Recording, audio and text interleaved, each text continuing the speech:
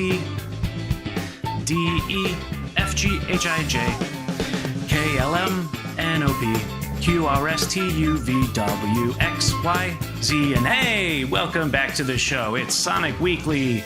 You know your ABCs, and so do I. I'm Grant, one of your hosts of Team Sonic Weekly. Back with the show, it's Bo. Hi, Bo. Here we go, buddy. I am back and happy to be talking about Sonic with friends. That's what we do every 7 days or so, and we do it every time, invariably, with the star of the show, who we drag out of the shadows and put into the spotlight, David the Lurker. Hi, David. Whoa, hi, Grant. Hi, Bo. Yeah, that's right. You were singing the alphabet. Is that how you learned the alphabet while playing Sonic 06? Did you just not know it beforehand? Yeah, I knew most of the letters. Most. Okay. Like I knew A, I knew S, I knew A, I knew B, I knew C, I knew D, I knew E. Oh, yeah. That was as much as I knew. Oh. I didn't even know O, N, or I. Yeah, once you get in the middle, they're all kind of the same, right? Yeah, it's all just like, so Professor Tori, right? She might, we didn't talk about Professor Tori. We got to talk about Professor Tori. But the inscriptions on the tablets, that's what letters look like to me. Lots to talk about with Sonic. Last week we talked about DC, but we didn't talk about TailsTube. No. David, I feel like there's a lot of news for us to catch up on. And then there's also, we're recording this on the day of the Switch 2 meltdown catastrophe. You know, some of us also enjoy Nintendo, so we'll talk about that too. But Sonic the Hedgehog. Whoa. Of the Sega franchise Sonic the Hedgehog. That's right, yes, because last week... Here's what brings us together. That is true. Last week when we recorded, it was the day before the TailsTube dropped. Otherwise, we sort of record on sometimes when things happen. So that's why we missed out. We just missed it. Yeah. Right. We were sitting in a bubble. Maybe people thought we were ignoring Professor Victoria, because we were so upset at her appearance. She just dropped. But yeah, there's been a lot of Sonic tubing, a couple videos. We'll start with TailsTube. TailsTube episode 11. Now on the Sonic Wikia, I noticed they called it season 3, episode 1. I don't know if it's season 3 or not. Where are they breaking those seasons? I don't know. I don't know where, but yeah, remember she was teased in the first TailsTube. She was in Sonic 3. Everyone has been waiting to hear her, to know what her deal is, and she's a professor at Spagonia University. At the one university that we know is canon. She couldn't possibly be a professor at any other university. No, maybe we don't know any other university. Yeah, right. There might just be the one. Just the one. The scholastic endeavors of Sonic's universe. Maybe that's why Eggman is so upset, because there's just the one. Maybe he couldn't get into it. It was a really hard year that year. That's true. I can see that. Yeah, and that kind of like fuels a lot of his resentment. All he wants is like a professorship. And he would give up the dream of Robotnik Land, and he's got a doctorate, for goodness sake. Yeah. Yeah, so it's we get to meet Professor Victoria, aka Tori, and it kind of goes over information that was present in the recently revealed Sonic Channel timeline about the prehistory. We hear about the first 2 great civilizations, the first one being the Ancients, and the second called the Gaians, who I guess built the Gaian temples. And she does not believe a word Tails has to say at any point in the video, even though she really should. There's probably no more reliable source in the Sonic universe. And also, these are things that we as players experienced. Well, so it's kind of funny. I view this as a total vindication for my unreliable narrator theory of the Sonic canon, which is Tails tells this fantastical story. Victoria, who would have been around for the world breaking into pieces and being restored by the Chaos Emeralds, followed by an epic fight in the sky between Sonic God and Chip to fix the world. She would remember that. She's not that old that she would not have remembered that. It's true. These are all very self-serving stories. We know Tails lies. Who beat Gamma on the egg carrier? Was it Sonic? Was it Tails? Depends on who you ask. That is a fair point. Would have been no one. He did save Station Square, though. We think that, as far as we know. He saved Station Square. He got some sort of reward for it. Yeah, Something. Just moments before it went underwater. Right. He saved it from. So yeah, I saw people saying they were a little underwhelmed by the Victoria reveal. Like, why build it up so much to have it just be like, okay, she's a professor and she doesn't believe anything Tails says. But I'm reserving judgment. I'm happy that she validates the theory that they're all lying and just telling self-serving stories. And if it's being set up as she's going to be a villain, well, then even better. That's a little bit where I'm at. I'm near where you are, which is I like the promise of the character maybe more than I like the character so far, because this is the first new human that's been introduced since Professor Pickle. Since Professor Pickle, I think. Yes, you'd have to go back. And then, I guess your view of like everybody's got like a subjective reality experience would also maybe explain and justify Sonic Forces, where Eggman took over 99% of the world, but we never saw any humans. Well, maybe that's just like 99% of the islands where the talking animals. Maybe. Yeah, it's a fishing story. It's like, and we were almost this close to extinction. Big Wave was a wipeout. Yeah, we had no chance left. 80%. But in reality, it was like Knuckles can't do math. It was really just like 8 people, much more modest, who got bruises. I was tortured for 6 months in space. Yeah, sure, yeah. Sonic. They just didn't let him run in circles. Also, they were like, "What do you mean 6 months? I saw you last week at the chili dog stand." What? I mean, what do you mean Zavok was there? Isn't he from another planet? What are you talking about? It felt like 6 months. It felt like 6 months. Right. Yeah, I'm excited that there might be new human characters, which to me is going to be the status quo that I think is the most fun for Sonic: the Sonic Adventure, Sonic Adventure 2. Sonic 06, Sonic Unleashed, and even the Sonic movies and the Sonic OVA, where Sonic and humans are just sort of sharing the same world, and it's not addressed too much if it doesn't have to be. I like that a lot. So I would like to see the games bring in more humans besides just Eggman. Mm-hmm. I think there's also been speculation that I've seen that Professor Tori was maybe a cut character from Frontiers. Maybe she's supposed to be related to the Robotniks because she kind of looks like a combination of Eggman's outfit and Maria's outfit. And like she's got purple hair, because most female characters in the Sonic universe have pink or purple to them, or brown or orange. It's like brown and orange or pink and purple. I don't know that there's a lady character in the Sonic canon that doesn't fit that color scheme. Right. Mm-hmm. Orbot is also there to take up a lot of the oxygen in the short. Right. So because Orbot's there, and he seems to be like he is supporting yet downplaying the things that Tails is saying, does that mean that Tails is maybe a bit more of a reliable narrator than your theory would lead us to believe? Well, you got to trust Orbot, which I guess you can. Well, why would he lie to support Tails, especially when he's trying to make Tails look worse? That would be, if anything, the Orbot would go, none of that happened. Like, what are you talking about? There is no demon god who lives in the center of the earth. There is no, there weren't any ancients there. Like, they invented barbecue. That was their biggest thing. They didn't have an interactive computer internet system or whatever. Another fun thing about Tori being a skeptic is that it kind of gives you some reasoning for why Eggman has not been jailed or, prevented in some way. Right. Just no one believes it. Yeah, no one's really bothered by it, because most of the time it's just like, oh yeah, the guy who builds amusement parks and like seems to, have some animal problems. Like occasionally the military gets after him. He does occasionally broadcast his plans to destroy the entire planet, but he's done that at least once. Yeah, minorly screw up the moon. Seems fine though. Yeah, that old character. Everyone's like, oh man, it looks so much cooler now. It's so much more metal having the broken moon in the sky.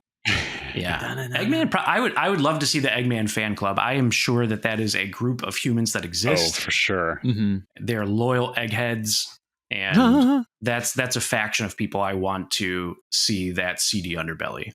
Yeah. But we know that Evan Stanley, lead artist for the Sonic lore team, and she is also a writer and artist on the IDW Sonic comic, posted on social media that she had a hand in creating Professor Tori and also the other animated short that came out in the week since we've recorded. ChaoTales episode 1, I guess, was a large part due to Evan's work. And that is a silent short, somewhat similar to, well, they've done other silent shorts, haven't they? I was going to say Sonic Mania Adventures, but this is modern. And they've done modern silent shorts. I just can't remember which ones. The Racing Transformed. Racing Transformed and All-Star. Team Sonic Racing.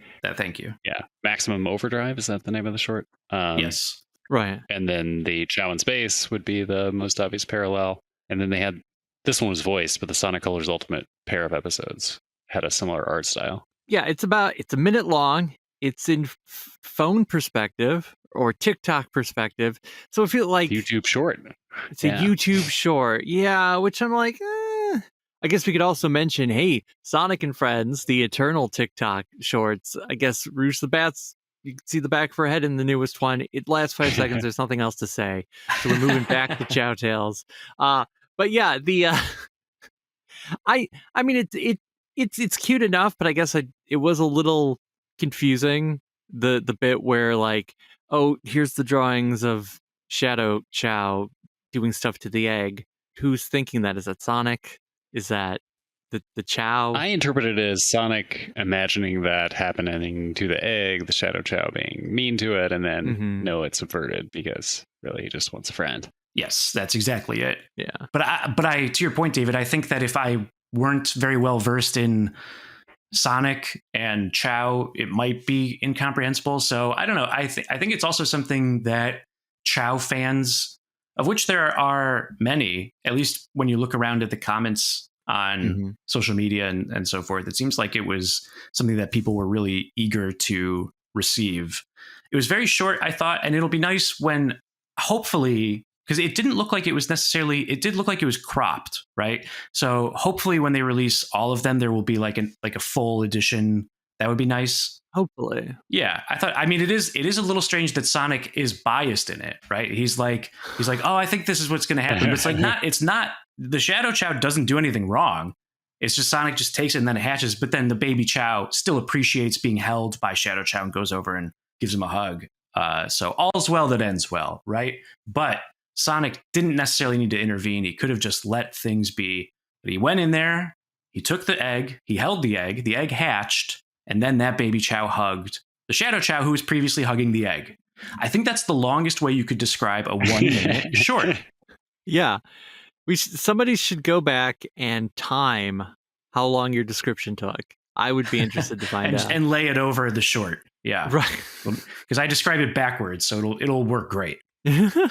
I appreciate it. In our household, we're really big into Chao now. My older son started his first fresh Sonic Adventure save the other day. He had a half day off school and oh wow, got a little bit of extra video game time. And this is the first. Well, he's played on my completed save for ages, right? You just pick a level, go hang around in it, mess around with the Chao garden. But this is his run. I haven't done any of it. So wow. He's raising his own Chao. Big step in a young boy's life. Yeah. That's right. You were becoming a grandfather. You done to these Chao. To these Chao. You gotta tell them like how you raised yours as a youth and pass on that. I was knowledge. trying to explain the VMU. And they just had the youth today, they have no concept of a memory card. What are you talking about? I gotta go get my Dreamcast and show him. First, I got to get a battery. Oh, right. You're not going to have those batteries just sitting around. Yeah. Yeah. Oh, geez. That's right. You're passing on the knowledge, the information. Wait, were any of us Chao heads? I, for about a year, had the number one FAQ on the Chao online on GeoCities. Whoa. And there's no trace of it left on the internet. I've looked. Oh no. And I hosted it myself because I want this traffic. I don't want to give this to GameFAQs. And that was a mistake because it would have been much better archived there. Right. So it was on GeoCities, so it's not even like hiding out on archive.org. Yeah, You've looked. I've looked. And I even had like all the email templates they could send you. I remember you like send them off to the Dreamcast internet service, and then they would like come back with maybe a stat upgraded or whatever. And while they were away, they would send you a real email like to your at geocities.com email address and say something to you. And I did it enough times that I had all the things they could say. Whoa. And now I don't think those are online anywhere. So damn. We're gonna have to dig. Someone somewhere must have it backed up. So we're gonna start a campaign. Yeah. There has been Sonic Adventure stuff that was lost and then found. There's one of the DLCs that nobody had a copy of, and then somebody got it off a used VMU. Like bought one, looked on it, it's like, oh my gosh, look what's on here. That's amazing. Yeah. That's the kind of heartwarming story that we bring you from time to time on Sonic Weekly. Do you know there's data for a really weird Chao on the Sonic Adventure disc? No. Like if you open up the disc, you know, there's a file system, and then you look through the files. One of them is like a VMU file with a Chao on it. Just some random thing a developer was doing. Oh, what's so weird about the Chao? Just that it's there, or is there anything particularly? It's like not special. It's just like, okay. I think he's got maybe a weird grin. This is hazily remembered stuff from literally 20 years ago, but not particularly special. Yeah. Not special, not cool. Sorry. Sorry, you Chao heads. It's not like the perfect Chaos Chao. Mm-hmm. Oh. The one where you've got to give it one of every animal. Yeah. I was not particularly a Chao head, although I did, I liked and appreciate the Chao. Mm-hmm. But in neither Sonic Adventure nor Sonic Adventure 2 did I ever complete. In the many years that I've had the opportunity to do it, I still have not completed all of the Chao quests. I did like the VMU game where you could just kind of pick it up and go. Your family's like, oh, you got to leave the Dreamcast. It's like, I'm going to take my Dreamcast with me. That's right. To dinner with grandparents. I liked that. And then the Sonic Adventure 2 Chao Garden felt more like a chore to me. Well, I guess because it became more involved, you see the stats more. There's like very specific things you're meant to do. Yeah. Also, there's a lot more emblems connected to it. And because you knew there was something behind those emblems, then you're like, I really got to do everything.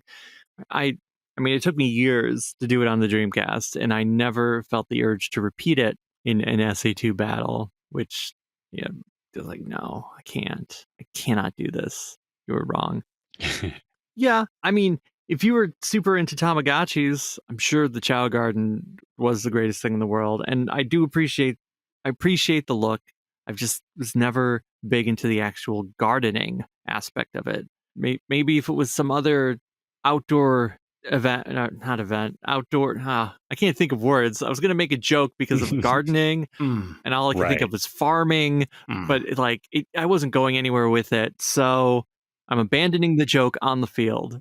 I think that my favorite use of the Chao so far really is Sonic X Shadow Generations, where they are an additional little thing to find, a little additional little incentive to replay the level, which is what they were in the Sonic Adventure games, incentive to keep replaying the levels to get more animals to then bring to your garden. But yeah, I agree that it just didn't match the time that it takes to complete the game. Like it was too many more hours long expected. And anytime I would go back to the game, I wouldn't want to seriously do work, really. That's why I also wasn't particularly a high score chaser. I just wanted to goof around and have fun with the levels. But I liked them in Generations, where you could just find them as a cute little treat.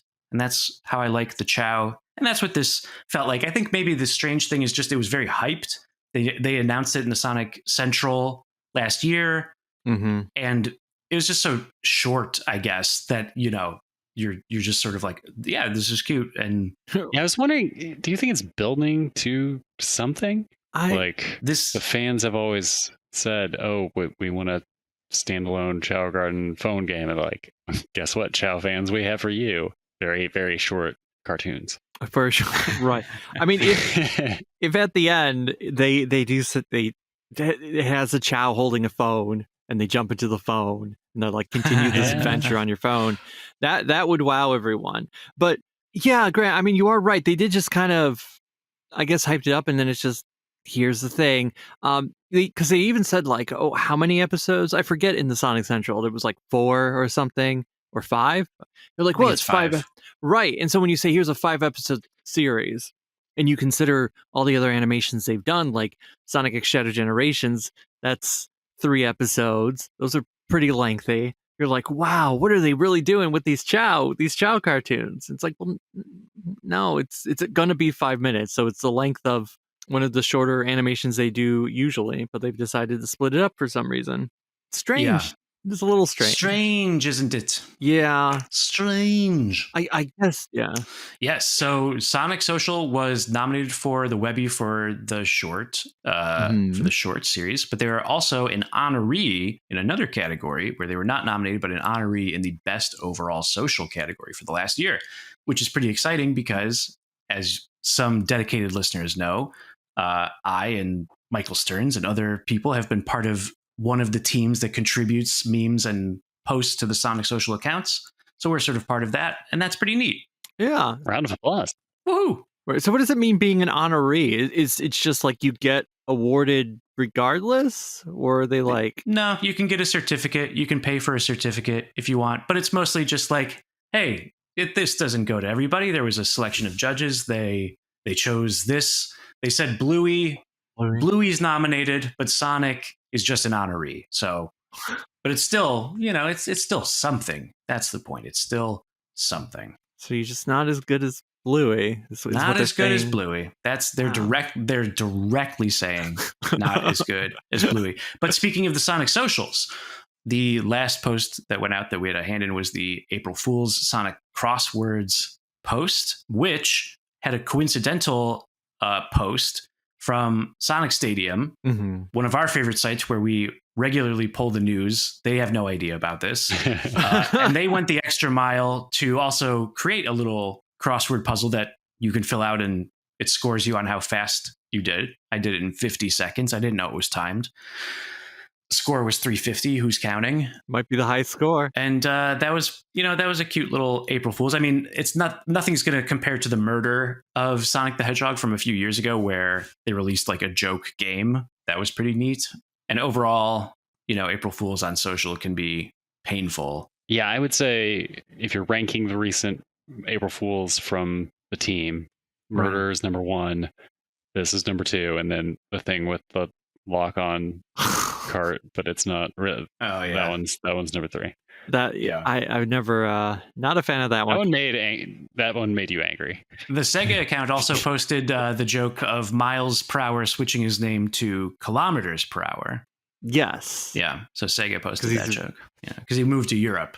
He moved to Europe, which I guess is canon now. There is a Europe in Sonic Town, and that's where Spagonia is. Oh, right. He moved there because Tails is like, oh no, she didn't believe me. University. I gotta impress her now.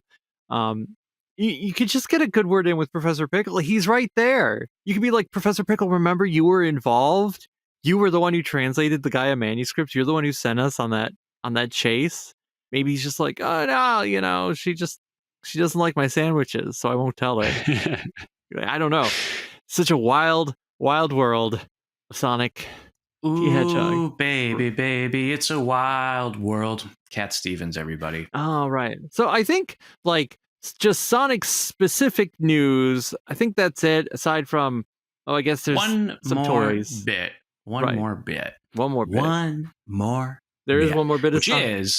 Which is that we found out that Sonic X Shadow Generations is getting a Switch 2 upgrade edition. That was not part of the Nintendo Direct that happened this week. No. But like many other details about the Switch 2, it came out afterwards in a weird, obtuse way. In this particular case, it was another tweet by Sega saying that this was one of the games that will be coming to Switch 2, presumably with higher resolution and matching the 60 frames per second of the other consoles, hopefully, maybe, perhaps.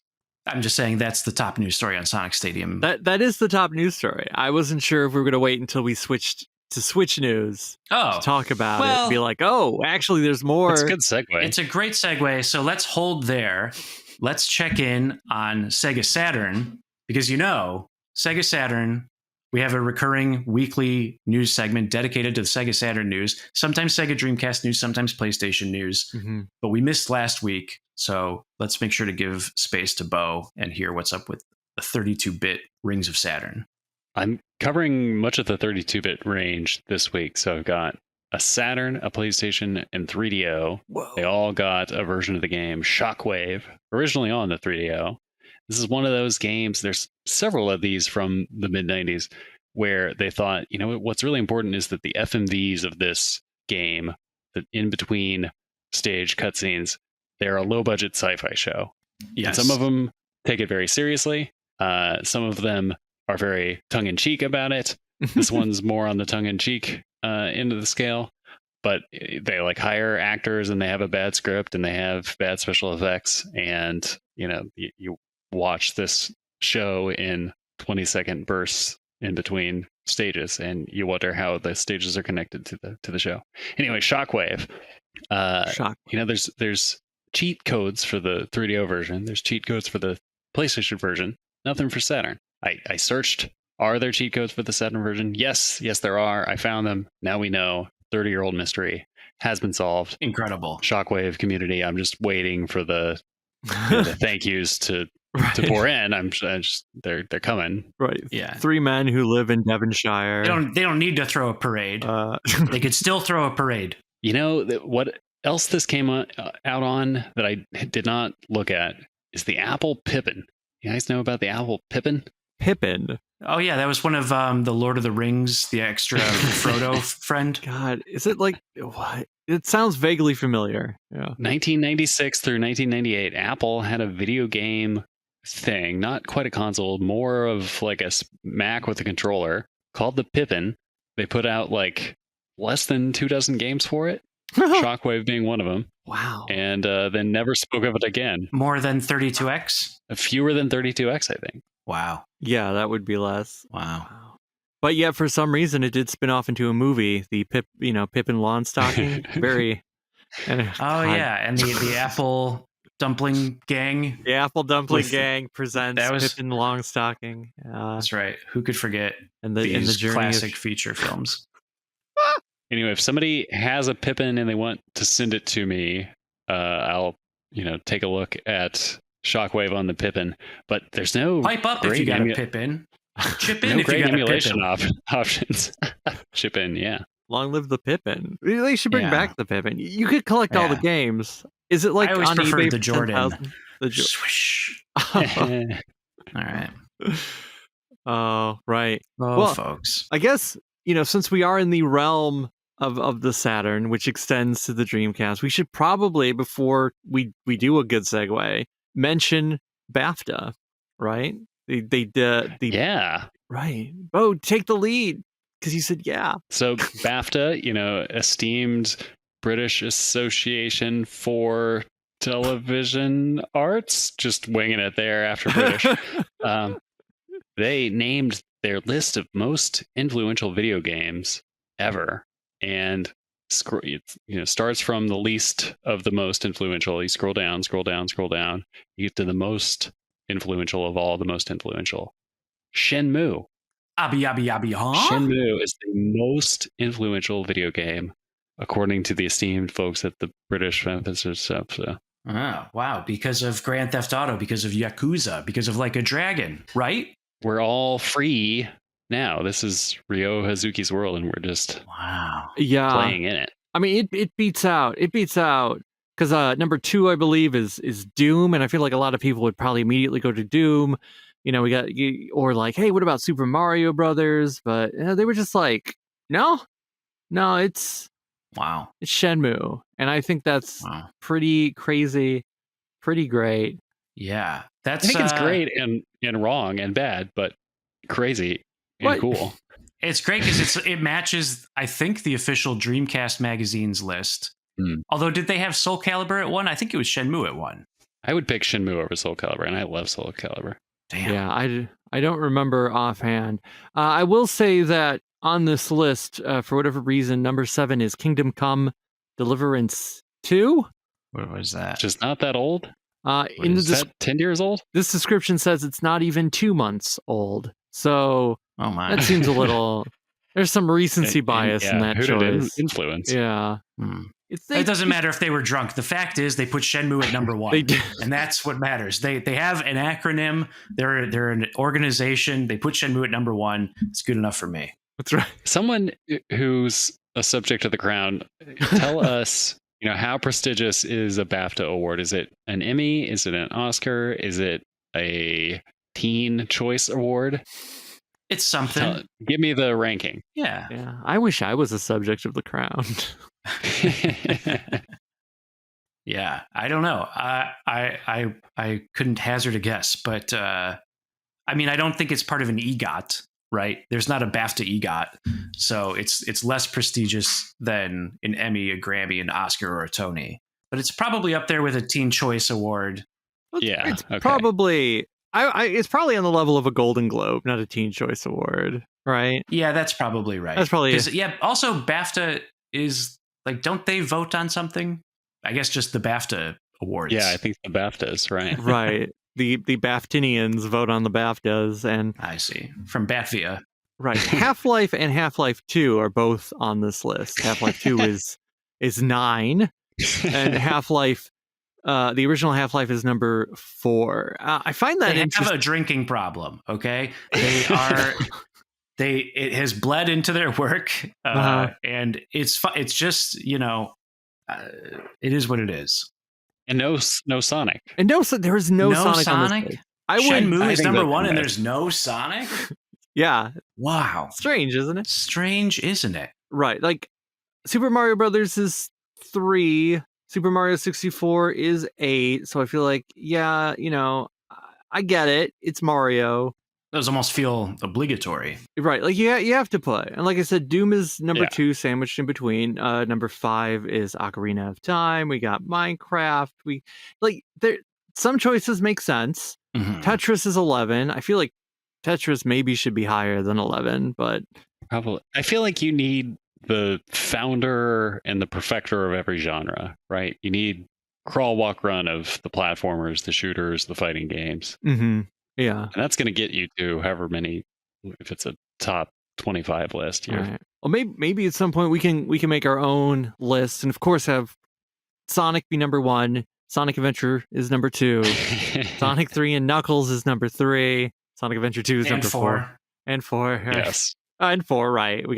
We'll split it apart just to make sure. And then Adventure 2 is the 5th most influential game of all time. And eventually, after we go all the way down the list and we put Sonic Eraser at the bottom, then we can finally get to what's on BAFTA's list. So, okay. So, all right, Barry, fine. Have it, Barry. Here's Barry. Hey listeners of Sonic Weekly, this is Barry from Sega Bits to tell you about a few of our shows. Sega Talk is a bi-weekly show in which my co-host George and I look back on the many games in Sega history. The Swing and Report Show Live is a Sega interview show and the longest-running Sega podcast of all time. Listen to interviews with special guests like former Sega CEO Tom Kalinske, Sonic voice actor Roger Craig Smith, and many more. Watch or listen at youtube.com/SegaBits or search SegaBits on your podcatcher of choice. Hey, Barry. Okay, so let's talk about prices in video games, right? The Sega Saturn. We love the Sega Saturn. It launched at $400 in 1995, was it? Right? Because it was... Sounds right, yeah. It was $399, right? Because then Sony said $299, and that was the big thing. It had the early launch. Sonic and Knuckles, I'm looking at a Toys R Us ad. It was $60. Ooh. At the time of 1994, you could also get it for more, but you could pay $59.99 at Toys R Us, and they will match any advertised price. So I have to suspect that was the least. Now it's also, that's not the most expensive Genesis game. $64.99 for The Lion King. Whoa, The Lion King was $64.99? I refuse to believe that. Donkey Kong Country, $59.99. Sonic and Knuckles, $59.99. Mortal Kombat 2 on the Genesis, $59.99. Mortal Kombat 2 on the Super Nintendo, $62.99. I don't know why that happened, but that's the truth of this Toys R Us ad. So Sonic 3 and Knuckles is $120. Everybody loves Sonic 3 and Knuckles. It's $120. Wow. The Nintendo Switch 2 has the big story about the Nintendo Switch 2 now is that drop the price has been like the spam chant in the chat for the Nintendo Treehouse. It was sort of like bubbling up after the Nintendo Direct yesterday about the Switch 2 of like, ooh, this is all cool. But then they kind of like were like, yeah, and it costs money. Well, let's talk about that later. Who cares how much? They kind of like, they put it towards the end. They were a little bit unclear about what benefits your membership has and so forth. So so $450 for just the Switch 2, $500 is the better deal because you also get Mario Kart 8 or Mario Kart World. But if you just get if you were to do that separately, it would cost you $520 because the game of Mario Kart World is $80 on its own, which is upsetting. It's a lot of money. That's when Nintendo put out Zelda Breath of the Wild. Sorry, not Breath of the Wild. Tears of the Kingdom. They set it at $70, and they were like, "This is never going to happen again." Like it's because this game is so special. It's got to be $70. Mostly we're going to stick at $60. That's what you can rely on from us. Tropical Freeze, we're not lowering the price. That's still $60. Only Breath of the Wild sequel will be $70. But here they are. They're just sort of unapologetic of like, Switch 2 is a premium device. We are a premium game maker. We are not king of the bargain bin. We're expensive and the economy's crashing. So good luck. So what are the people who say you got to lower the price? It's too much. What do they say to the economist at Spagonia University who says, well, actually, $400 Sega Saturn in 1995, that would be $838 in $25. Right. So right. Comparatively, and a PlayStation 5, I think there's a $700 version now of the PlayStation 5, right? There are different versions. I mean, there's cheaper options, Pro, more expensive. Yeah. Also, when you bring up $400 Saturn, yeah, maybe that's $800 in today's money, but who bought a Saturn when it was $400? Not I. Not I, said the cat. And so I mean, there is something to be said. I understand, like, we are in strange times. Because also they're like, okay, you got to buy the system. It comes with the game. But, like, what if you want a second controller? What if you want the camera that you plug into the top so you can do all the stuff? And then if you have the online subscription, that is Expansion Plus is more than the regular online. If you want to pay for it all in a year, like that's just another chunk sum. What's check sum? Some amount. Some amount of money. Right. I have not looked to see how much other. I think it's something like $60. I think it's something like for a year, which is like relatively not bad because like the Game Pass is $20 a month. So I think actually that's one of the system sellers to me because very early in the podcast, I was mentioning how I was getting into a GameCube collecting phase. And the GameCube, surprisingly, it was sort of always predicted, but my jaw dropped when it was revealed that the GameCube will be part of the Switch Online expansion package. Yeah. The GameCube will have Soul Calibur 2 with Link, Mario Strikers, F-Zero GX, and The Wind Waker. Getting those 4 games and a GameCube right now today that will cost $500. Unfortunately. I was just at WonderCon. Wind Waker cost $110. Strikers cost $80. F-Zero GX, I know I've looked up on eBay, is at least $100. And the GameCube is going to be the cheapest thing of it all. Like you could probably find one for, I don't know if you can do it for less than 100, but maybe. Of course, at that point, you might as well just get away. Speaking of which, people send me your under the radar GameCube games to examine. I can do those now. All right. Mission Impossible. I just bought it on eBay because we were talking about the Mission Impossible 64 game. I was like, were there other Mission Impossible games? They do In another fact, there were. Yeah, they did. And it looks nothing like Tom Cruise, but it is the character Ethan Hunt. His voice sounds just like Solid Snake, but Luther, Ving Rhames' character, is there, and he has the likeness and is being voiced by Ving Rhames. So it's kind of weird. Also, the guy from Mission Impossible 2, the Australian guy, same deal, Billy. I don't know the actress name. Right. Excellent debugging tools on the GameCube. Really blows the Pippin out of the water in that regard. I opened up Beach Spikers and I found something immediately. Look for that in a future Rings of Saturn. Ho ho. Okay, I was curious about prices, like controller prices. The Pro controller is $80. Jesus Christ. Right, getting another set of Joy-Cons, the left and right, that's $90. You want the charging grip? That's $34.99.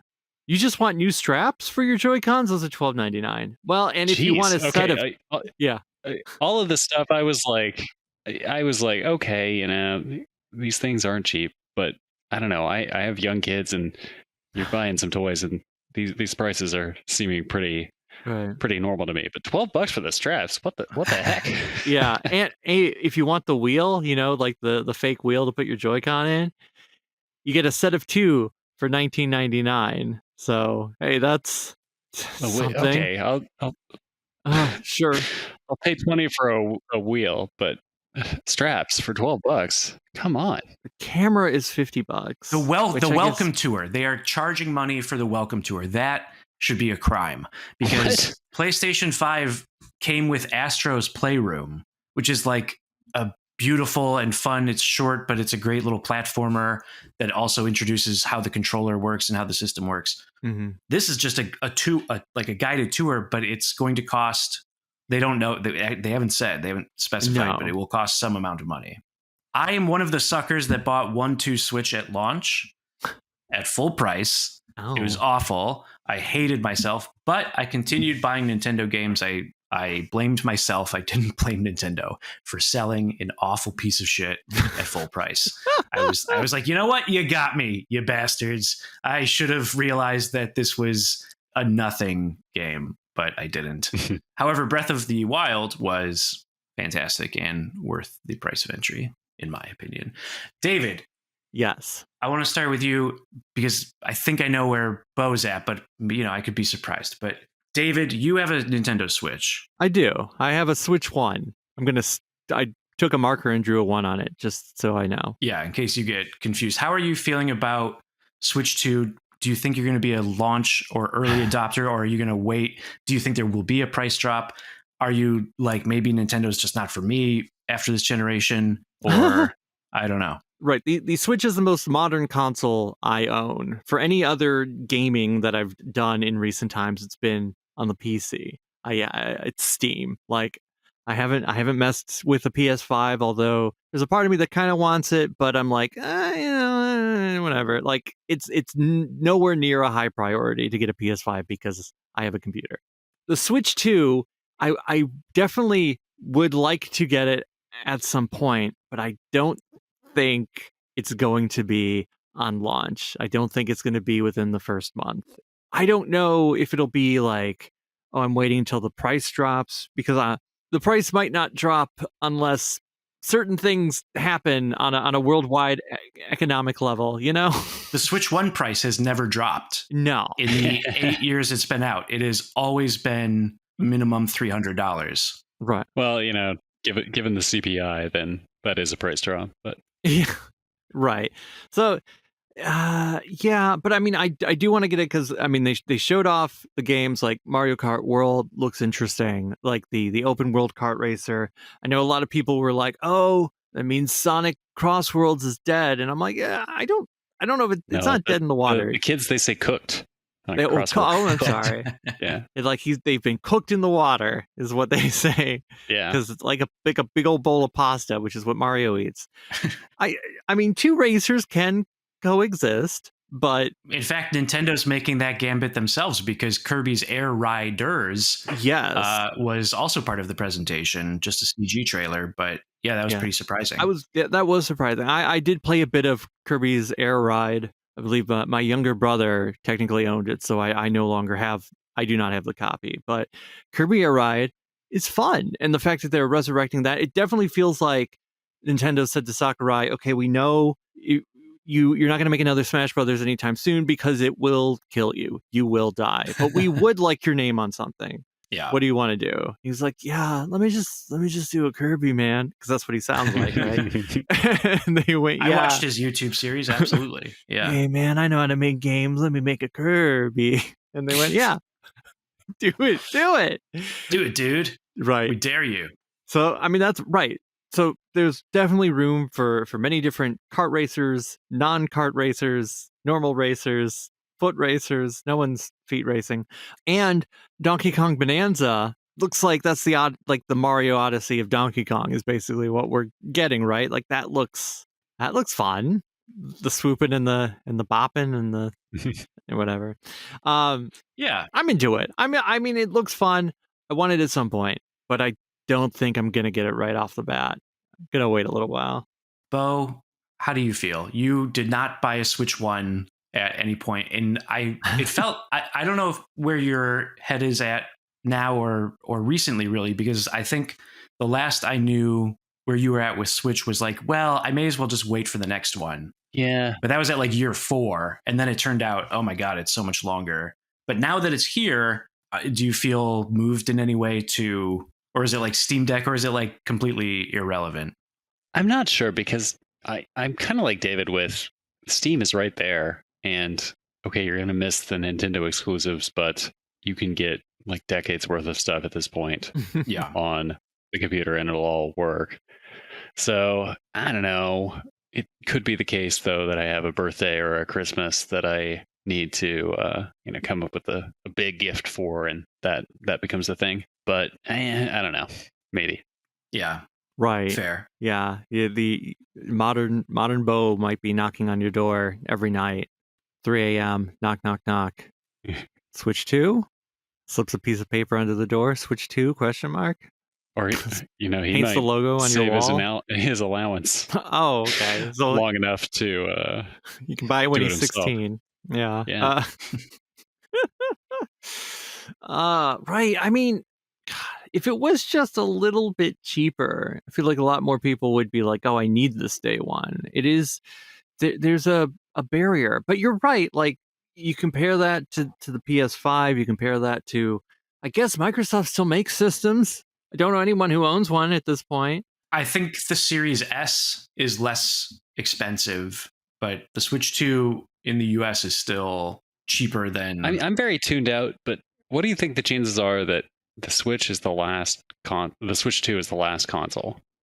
Period. Just there's no more after this. Like Microsoft's giving up, right? The next thing they're going to do is introduce a 32X. Mm-hmm.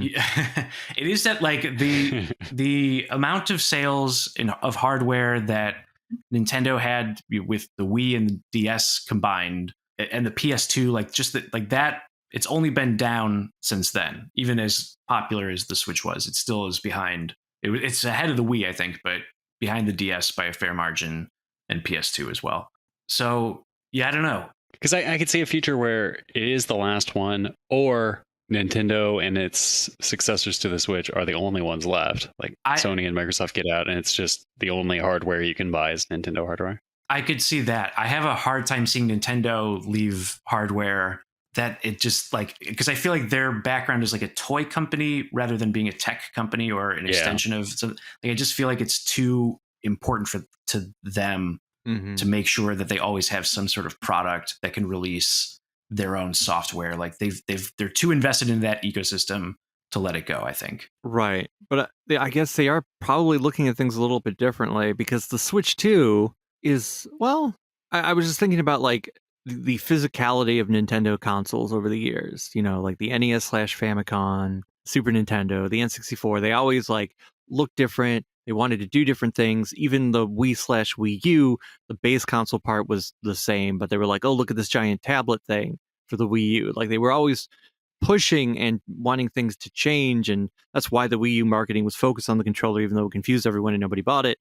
And then you get the Switch. Switch 2 does look like the Switch, essentially. But I think that's like, you have to be competing with the AI labs now to get chips manufactured, and like you just can't. It's you're not going to be able to throw enough money at it to change their priorities. So it's like whatever chips you can scrounge up to put in your hardware. Right. You can't make it look, well, I mean, they could have tried to make something wildly different, even if they're using the chips they're using now. But right, yeah, like the physical design, maybe they could have. Right, the physical design, or like innards. We've come up with some other gimmick. Does it need the C button, which some people are calling the cash button or the class button, because you need essentially after next March a Nintendo Switch Online subscription to use Game Chat, Right. Everyone was wondering what the C was going to be. I was like, what could it be? And I was like, chat is too obvious. But then it was chat. And they did spend 10 minutes in the direct explaining the oldest trick in the book, really. Right. Like, whoa, are you on Discord? That's what this is. But hey, it's neat that it's built in, but it's a little weird that they still want you to use the mic on the console, even if you're using it in the docked mode. They just want you to shout across the room. And they're like, no, there's AI that's going to like filter it out. But there is a headphone jack in the Pro controller, so I guess you could do it that way. Probably. Well, Nintendo historically was like, well, we're not sure about online. Okay, we'll start to embrace online. Oh, we don't know about like having this does feel like a big jump for Nintendo, even though it is just they finally are joining everyone else. Yeah, one small step for gaming, one giant leap for Nintendo. Yes. Who knows? That microphone might be the best thing ever that's built into the system, because they're just sitting on that couch. Yeah. Everyone in those videos looked super happy. The frame rates of some of the games that they showed while they were in this chat. Yeah, it did look. Was it just my stream, or did they seem like a little stuttery? Yeah. I mean, props to them for saying this might look bad. Instead of just being like, whoa, look at how smooth it is. Yeah, points for honesty. I'll also say that, the people losing at Mario Party, they looked super happy and joyful at losing. I feel like in real life and practice, you're not going to be sitting there going, ha ha ha, yeah, I died. Yeah, you stabbed me in the back and stole my star, you absolute bastard. I'll never forget this, and I'll never forgive you.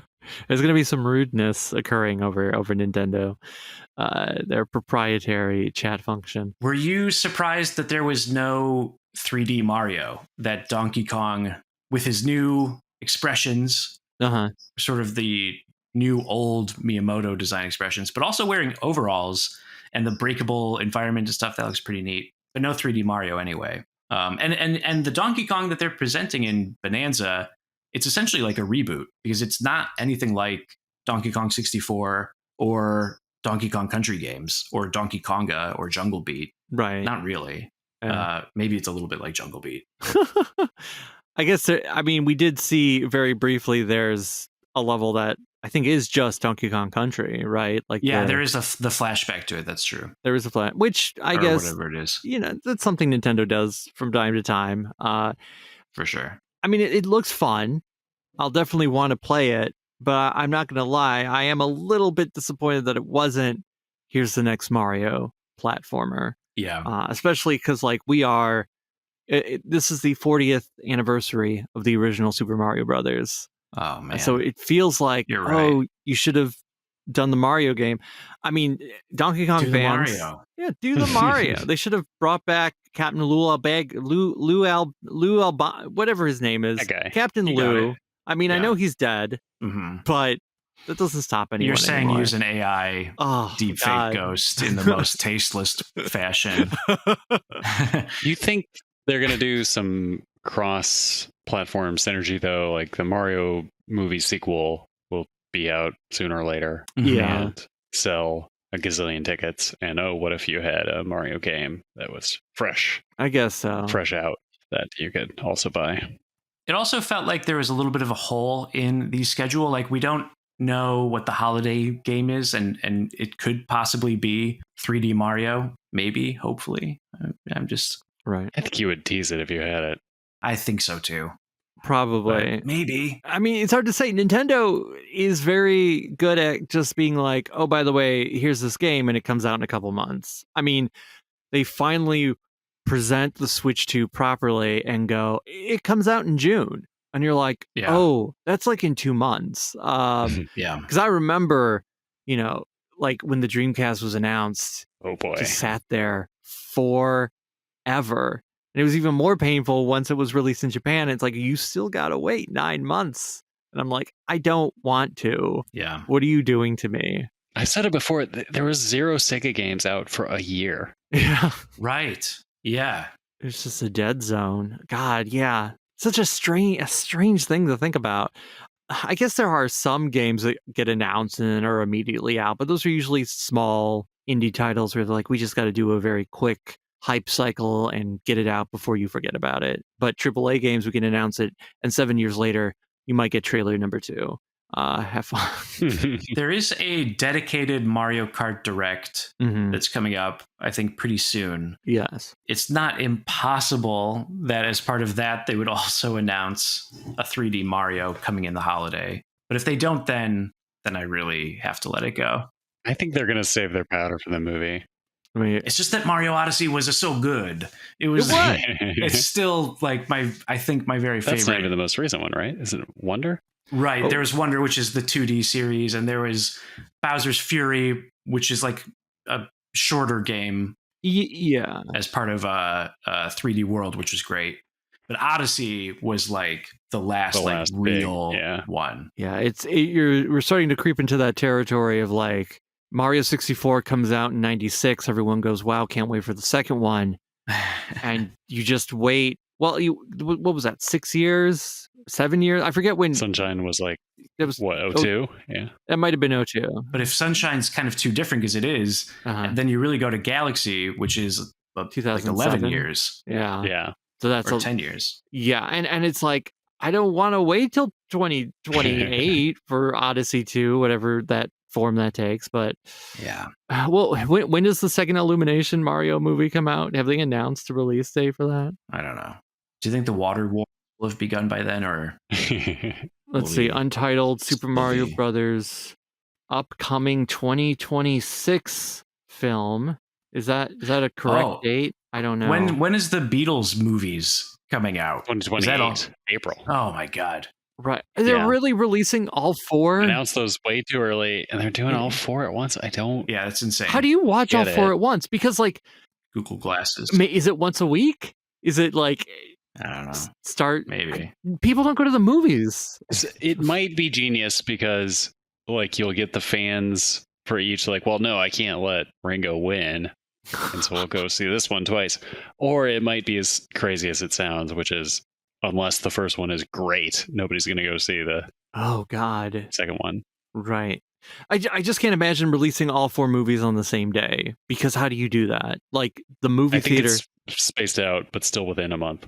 Yeah, like one a week, I guess makes sense, but that sounds awesome. I'm there for it. I am rooting for it to work because I would like movies to come out more regularly. Like, what happened to movies? There's no movies. Yeah, and they used to make movies. I want movies that are like so mid they're good. Yeah, out regularly. So mid they're good, out regularly. Absolutely. Right. I think that's this podcast too, right? We've nailed regular. Yeah. We've nailed mid. Yeah. And we aspire to good. I think that's exactly it. That's right. Hey, and you know what?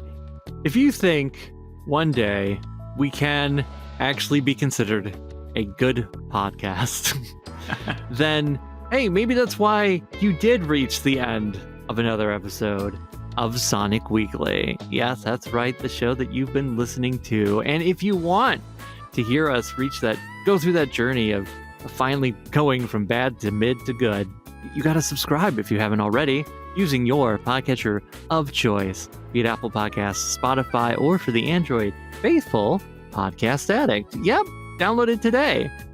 You can always, you can rate us, you can review us, do that. That helps us. We enjoy it. We appreciate it. We thank you for it. But if you reject all podcatchers, and, I don't blame you if you do, we're also over on YouTube at Sonic-Weekly, where you can like, you can comment, you can subscribe, and our audio is joined, as always, with gameplay footage recorded by friend of the show, Jack of Old Games. No matter how you enjoy the show, if you feel compelled to reach out, and hey, don't be afraid to. We have an email address. It's sonicweeklypodcast@gmail.com. Send us a line. We do our mailbag segments from time to time. Let us know how you're feeling about the Switch. Are you saving up your pennies? Are you going to wait until 2027? Tell us. What does BAFTA stand for? Right. If you are, a subject of the crown, we want to know how long you've been subjected. And if you want to tell us live, we have a Discord server. email us, ask for the link, we'll send it over, and you can talk to some like-minded Sonic the Hedgehog fans about many things, up to and including Sonic the Hedgehog. If you want to support the show in a financial sense, to help, offset the costs of production, of hosting, so that we can keep on coming back week after week, month after month, we're on Ko-fi. Throw in something in the tip jar or become $5 a month one of our EPs, executive producers. That's what it stands for. That's Hollywood speak. Just like, just like PigDan, Pabsy, Sonikku, SavingThrows, Belgarion, and AltSynth. You can be one of those. Well, you wouldn't be one of the 6, you'd be one of the 7, right? I can do math. Hey, got a shout out. Thanks to Smoovies for the edit. Thank you, Smoovies. Yeah. And, of course, thank you, Grant and Bo and Grant, for, of course, you are going to be buying a Switch 2 together. One of you gets the left Joy-Con, and one of you gets the right. I don't know which is which. You got to figure that out. Solomon, you strike again. Thank you, David. Thank you, Bo. Thank you, dear listeners. See you on the go like a Switch. Goodbye.